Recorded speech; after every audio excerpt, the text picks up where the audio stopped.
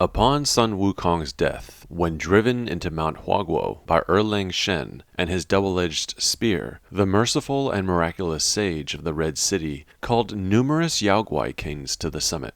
Towering above the great sage, fanning out in a circumference around the crater left from the tremendous impact of Erlang's driving force, were the Yaoguai kings of various lands. Black Bear Guai from Black Wind Mountain, the Yellow Wind Sage from the Yellow Wind Ridge, Yellowbrow from the New West, the 100-eyed Taoist from the Court of Illumination, and the Great Bull King from the Flaming Mountains. Although unaware of Erlang's secretive and true intentions, each Yaoguai king received one of Wukong's relics from the sacred divinity. Each Yaoguai king used the relic in a different way. With the exception of the Great Bull, all use them to embellish their power and to help them achieve an outcome of their own desire. Black Bear used the relic to influence lesser Yaoguais to aid him with rebuilding Guanyin Temple and the scriptures. The Yellow Wind Sage took Wukong's ears, and with added power took the head of Bodhisattva Lingji, then reclaimed the Yellow Wind Ridge. And the 100-eyed Taoist used Wukong's tongue to return to his land and take revenge on those who aided Wukong during Journey to the West. But when it comes to Yellowbrow, he did all three of these things and more. With the use of Wukong's nose to fuel his own discontent with Buddhist teachings and the disgusting actions he took to pervert Maitreya's teachings, Yellowbrow reveals himself as arguably the most wicked of all the Yaoguai kings in Black Myth Wukong. Yellowbrow's actions after Sun Wukong's death, leading up to the events of the game, were so heinous and filled with perversion that when we play through and eventually beat Chapter 3, we as the player can see what makes the yellow-robed fat monk such a loathsome and vile Yaoguai king. This is Yellowbrow, the false Buddha of the future.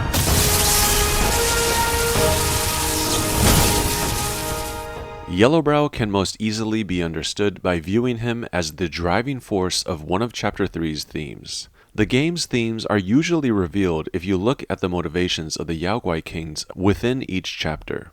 Chapter 1's theme of the corruption of greed is understood if you look at Elder Genchi's motivations to steal Tang Sanzang's golden robe.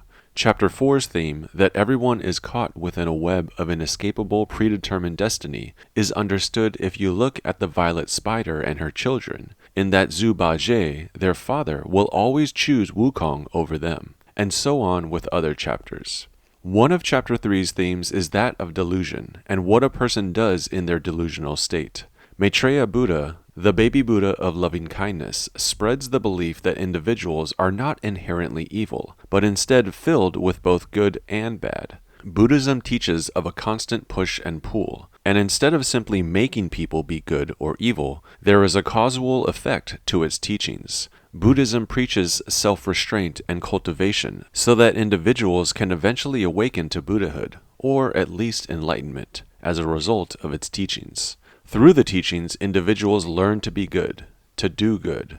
This is a cause and effect relationship of Buddhist teachings to individual action. The cause of self-restraint and cultivation leads to the effect, which is the individual's overall goodness and kindness to others, that of enlightenment.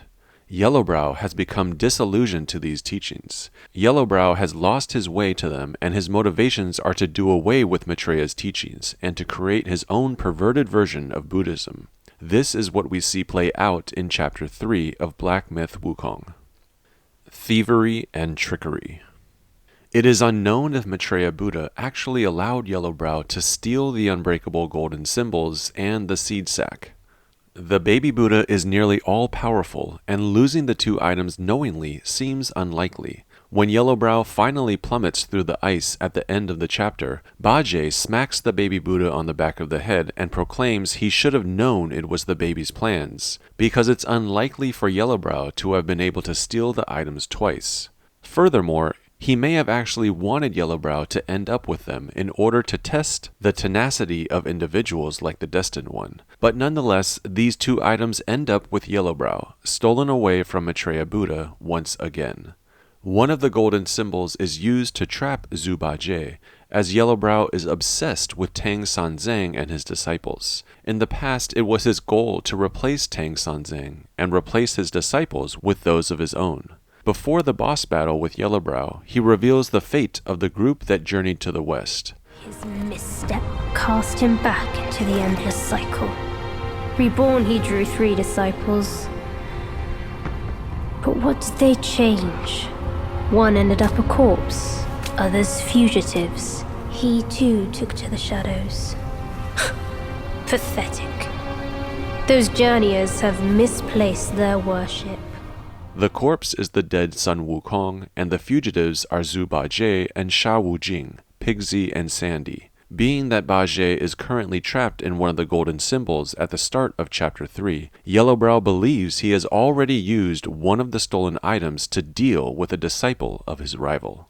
But the way Yellowbrow uses the second item he stole, the seed sack, is far more devious. With the power added to it from Wukong's relic, the nose, the seed sack becomes Yellowbrow's greatest tool to deploy against his enemies. At the conclusion of the boss battle with Yellowbrow running away on the ice, Maitreya Buddha states, This rogue stole my seed sack and fled here. With Wukong's relic, he made it a soul-snatching vessel. And while battling Yellowbrow inside his Mahavira hall, he boasts with a conceited tone, What is best about my seed sack is how it utterly remits all who enter. Through a reading of the portraits of Kang Jin Long and Kang Jin Star, by the way, this is both the same individual, just that one is in dragon form and the other in human form, we are able to understand what happened during the time after Yellowbrow received Wukong's relic from Erlang and the moments leading up to the Destined One's arrival in the New West, with relation to Kang Jin Long, the apparent first victim of the seed sack. Upon Yellowbrow obtaining new power with Wukong's relic, some of the once allies to the now deceased Sun Wukong begin to go missing, one such being the Dawnstar, one of Wukong's primary allies when they battled Yellowbrow the first time at Thunderclap Temple during Journey to the West. Kang Jin Lung, one of the 28 constellations, hearing of a ceremonial banquet taking place by Yellowbrow, becomes suspicious of the Dawnstar's disappearance and Yellowbrow's ceremony coinciding, and comes to the New West to investigate. Kang Jin confronts Yellowbrow. Through the portrait description, we learn that Yellowbrow speaks with his silver tongue and entices Kang Jin to look in his seed sack. He tells the dragon constellation that within the sack was something of interest, something of that monkey's, the great sage, Kang Jin's ally. Continuing to entice the constellation to peer into the sack, Kang Jin Lung finally is sucked into it. Inside, she saw the relic of Wukong, the 10-tailed goldfish swimming within. At seeing this, she became confused within the sack. It is implied that while inside, she was altered to an extent, but it was Yellowbrow's trickery that gave her the necessary final push to bend her will. Kang Jin asked him if the other gods and Buddhas had become like this, a twisted version of their former selves, from what Kang Jin Lung believed was due to Yellowbrow's new immense power. It is unclear how long Yellowbrow remained silent, but he neither confirmed her words or denied them. His final trick was allowing her own mind to fathom the thought. If the great sage, other gods, and even Buddhas had become something like this at the hands of Yellowbrow, then what chance would she have? With that, she knelt to the ground and pleaded to Yellowbrow, calling him master, and asked to become his disciple. Although it was both the power of the seed sack and Yellowbrow's cunning and trickery that ultimately bent her, this was the start of Yellowbrow obtaining more disciples, instilling his revenge on his enemies in this way, trapping them within his magical seed sack and corrupting them to fight for him, demonstrating both power and trickery that the other Yaoguai kings did not come close to. The macaque chief, another Yaoguai we meet in Chapter 3, suffered the same fate as Kang Jin Lung, but the method Yellowbrow used to bring this once ally of Sun Wukong to clash with the Destined One was far more wretched than the aforementioned trickery Yellowbrow deployed towards Kang Jin. Indoctrination and Conditioning. The macaque chief was once one of the chiefs of the great sage equaling heaven, Sun Wukong. as one of his friends that was not killed inside the water curtain cave before the events of Black Myth Wukong jump off, the macaque chief was alive and likely troubled after the great sage's death. After the Yaoguai kings were given Wukong's relics, the macaque chief wandered for several years and ended up at the Thunderclap Temple, which is being rebuilt anew with Yellowbrow's newly invigorated power. Yellowbrow speaks with the macaque chief and gives him a glimpse of his power. He spouts will from his spine shaft cudgel to retract the black wings into the chief's back. This brings the macaque much joy and entices him to listen to Yellowbrow further. Yellowbrow speaks about ultimate power, saying if the chief had more, his fate would be different, as those who are stronger can act with impunity, while those who are weak are often oppressed and suffer. The macaque chief eventually succumbs to Yellowbrow's words. The monkey prostrates himself, demonstrating his willingness to serve the fat monk. In a final display of trickery, Yellowbrow opens his seed sack and picks up the once ally of the great sage and places him inside, stating he will now teach him in what we can imagine were many years of conditioning and indoctrination. Chapter 3's boss encounter with Yellowbrow gives us an understanding of what this indoctrination was like. Upon his defeat, the Destined One holds the chief in place with his foot pressing down on the staff, while he holds the macaque's sword up high.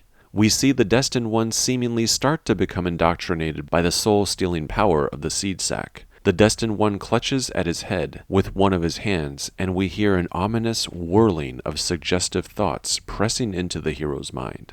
The Destined One appears to succumb to the indoctrination effects, and he brings the macaque's sword downward, impaling and killing the chief. Seeing the Destined One now transformed into the macaque chief brings Yellowbrow much delight for what I believe are a couple of reasons. Yes, just like that. That's who you are. This statement holds both a literal meaning in that the Destined One is literally a new version of the macaque chief, and a figurative meaning in that upon killing another, he has now become a killer himself. As our transformation crystallizes, we hear Bajie shout at us not to give in to Yellowbrow, and we notice our transformation is different. We see what appears to be a spell, binding our wrists as if cuffing or shackling this transformation more permanently. This is most likely due to the boosted power of the seed sack from Wukong's relic. My understanding of this magical shackle is that Yellowbrow intends for us to become his new macaque chief, an instrument used to kill whoever he desires, and as we are then taken out of the sack, he attempts to condition us in a similar way that he no doubt did to the original macaque chief, indoctrinating us to become his new butcher, a disciple with unrelenting carnage. Yellowbrow relentlessly recites what seems to be prose after prose, most likely similar dialogue used to condition the original macaque. For me, this part of the boss encounter was tremendously enthralling, and really brought me into the suffering the original macaque most likely continuously had to endure as part of his conditioning process. Additionally, I felt engulfed by the set piece as Yellowbrow spews some of the best dialogue of the entire game. Here, let me quench your thirst for blood. All conditioned things are impermanent and lead astray.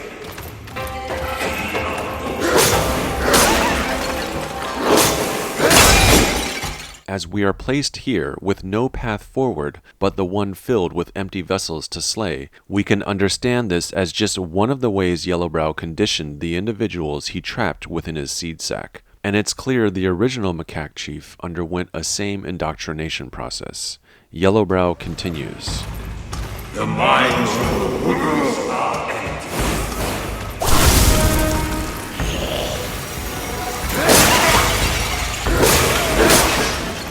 This boastful statement illustrates how he needs to empty the minds of those he is indoctrinating before he can condition them to his will, a process he currently is undertaking with the Destined One. Yellowbrow's statements continue to be about killing, as this is what he is attempting to bring about in his new macaque, that all individuals, even those on the earthly and heavenly path, meaning all humans, animals, deities, and gods, kill. In the 6 paths, all souls harbor the urge to kill. even the sky. And Yellowbrow states to the Destined One that this urge to kill dwells in the minds of us all.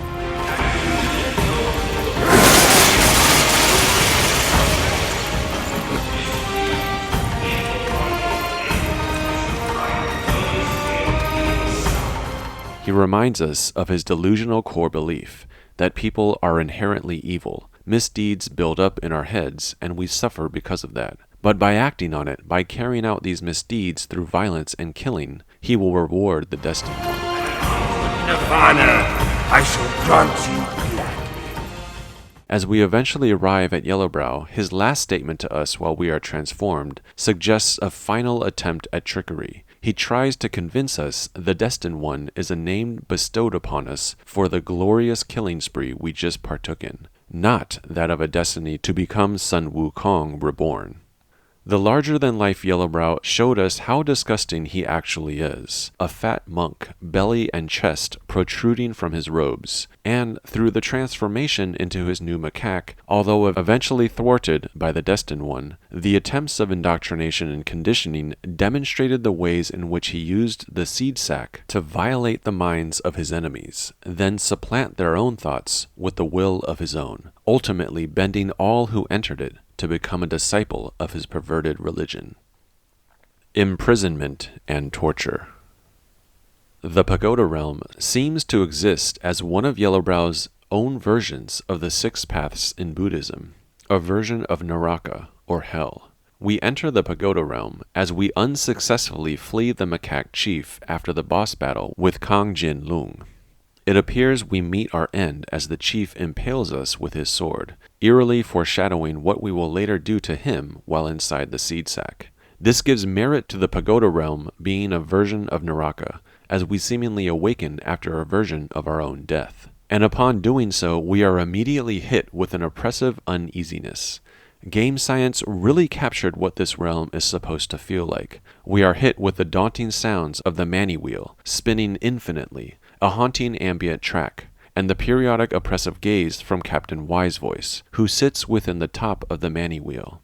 But it isn't until we talk to the third prince and complete his side quests that we realize the extent of the punishment to which Yellowbrow inflicts upon his enemies within the Pagoda realm. We find out that the third prince, along with 4 of his captains, similar to Kang Jin, came to investigate Yellowbrow's ceremony, suspecting something awry. But with Yellowbrow's newly acquired relic, the third prince and his 4 captains were no match for the fat monk. The third prince's portrait information gives a harsh retelling of their encounter with Yellowbrow. The third prince describes Yellowbrow's ability to take an immense gilded form that turns aside blades and spears. We see this form during the boss battle's final stage. With this form, Yellowbrow deflected the third captain's weapon and killed him by breaking the captain's limbs and reattaching those of others to his body. This is Captain Void Illusion, seen in the snowy mountains outside of Thunderclap Temple. Although Captain Void Illusion's death sounds horrific, at least he was killed. The other 3 captains met a far worse fate that plagues the third prince further into guilt and madness. In their defeat, Yellowbrow turned the 3 other captains into his followers. The first captain was deluded by Yellowbrow in debate and placed at the top of the Mani wheel. This is Captain Wise Voice, who sings chants throughout the dungeon. This is what takes place periodically when we first enter the Pagoda realm. The field of view is blurred and we are sent into a sickening state. Our energy is sucked. As the Destined One, this is illustrated by a portion of our health bar being depleted, and we enter into a terrified state meant to incite surrender.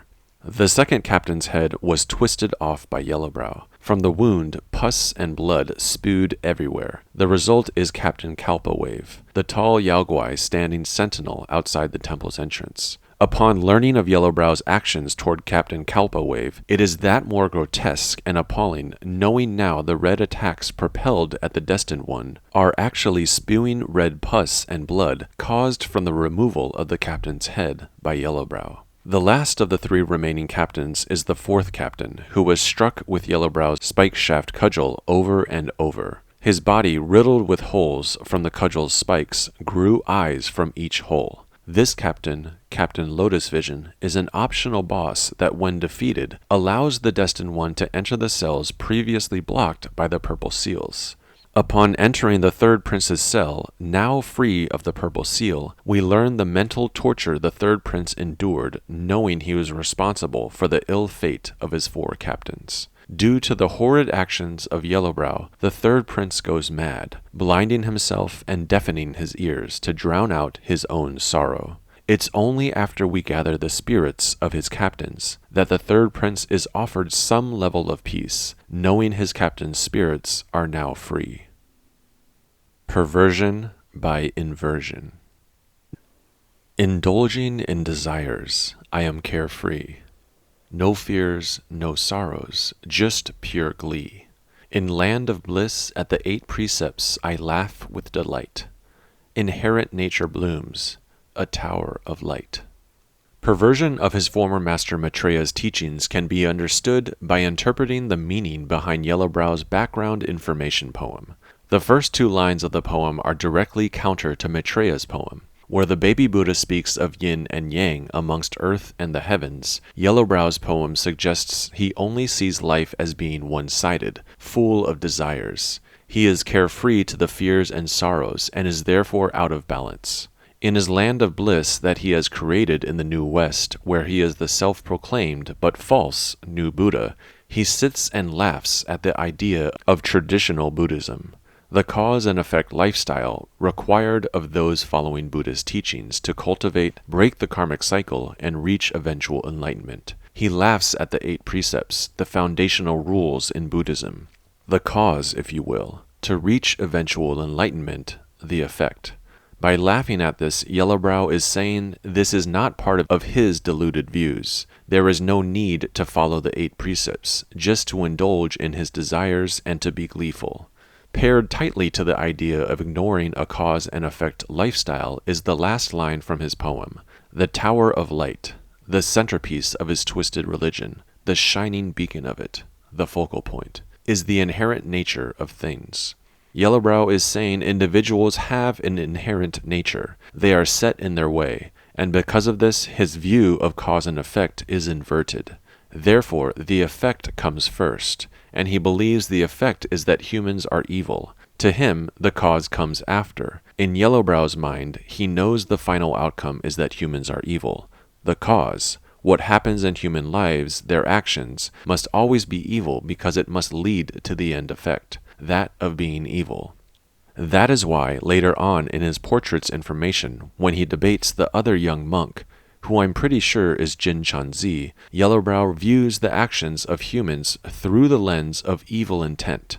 Parents giving away their children for food, individuals driven by lust ruining moral order, and generals massacring entire clans. No matter who Yellowbrow speaks to, debates, or is influenced by, he will always view human action in this way because of his inverted view. The outcome, or the effect, has already happened. Maitreya and Jin Chanzi, following the belief of yin and yang, know that there is both good and evil inside of people, but they are cultivated through Buddhist preachings and karmic cycles to eventually be good and reach enlightenment. One of the dangers of Yellowbrow is his relationship with Jin Chanzi and his willingness to do whatever it takes to prove him wrong, even if it means influencing others, and this is portrayed in the haunting ending animation of Chapter 3. In it, we see Jin Chanzi speak to the carcass of the creature. This is Yellowbrow in an earthly form. Through his disillusionment of Maitreya's teachings, Yellowbrow's opposing views on Buddhism develops into a rivalry with Jin Chanzi, and they continue to debate after the violent actions of the villagers.